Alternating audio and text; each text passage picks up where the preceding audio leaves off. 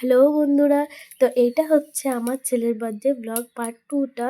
তো তোমাদেরকে তো প্রথমের ব্লগটাতে বলেইছিলাম যে আমরা কোথায় এসেছি, তো কী কারণে এসেছি এই ব্লগটাতে সেটাই তোমাদের জানাবো। তো এই যে দেখছি প্ল্যাটফর্মের মানুষগুলোকে কিছু আমি দিচ্ছি, এত দূর থেকে হয়তো বোঝা যাচ্ছে না যে কী দিচ্ছি, কিন্তু হ্যাঁ আমি ওদেরকে খাবার দিচ্ছি। আর ওই যে আমার সাথে সাথে মানুষটাকে দেখছো যে আমার সাথে সাথে খাবার দিচ্ছে, তো তাদের জন্যই কিন্তু আজকে এই জায়গাটাতে এই কাজটা আমি মানে আমরা করতে পেরেছি, আর নইলে অসম্ভব ছিল।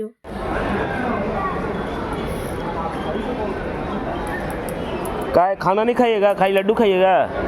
वो भी खाएंगे ना, पर मिठाई वो खा ले। मिठाई खा कर खाइएगा? हाँ। अच्छा ठीक। অসম্ভব ছিল এই জন্যই বলছি, কারণ এতগুলো মানুষের জন্য খাবার রেডি করে আনা দেওয়া অনেকটাই অসম্ভব হয়ে যেত। আর এদিকে দেখো সেকেন্ড পুষ্পারাজ চলে এসছে।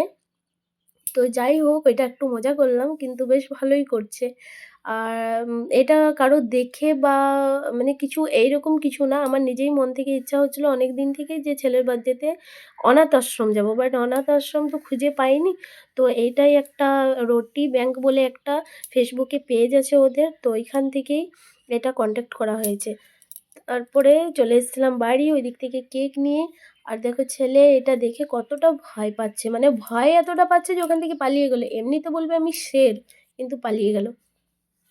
আর ও ফু দিচ্ছে, কিন্তু আমি ওকে মানা করছি। কারণ যেহেতু এখন দেখি অনেকেরই ভিডিওতে যে মোমবাতি নেভাতে নেই। আর আমি আমার ছেলের মানে যতগুলো জন্মদিন হয়েছে একবারও মোমবাতি নেভাইনি। মানে ওই জ্বলতোই আর ও কেক কেটে যেত। কারণ ও ছোটো ছিল, ও তো ফু দিতে পারতো না। তারপরে এখন ভিডিও দেখে আমার মনে হয় কি হ্যাঁ, ঠিকই মোমবাতি জ্বালিয়ে রাখাটাই ভালো, নেভানোটা ভালো না। তো যাই হোক, যার যেমন ইচ্ছা সে সেমন করো। আশা করি তোমাদের ব্লগটা ভালো লেগেছে। যদি ভালো লেগে থাকে তাহলে লাইক, কমেন্ট করো। চলো টাটা।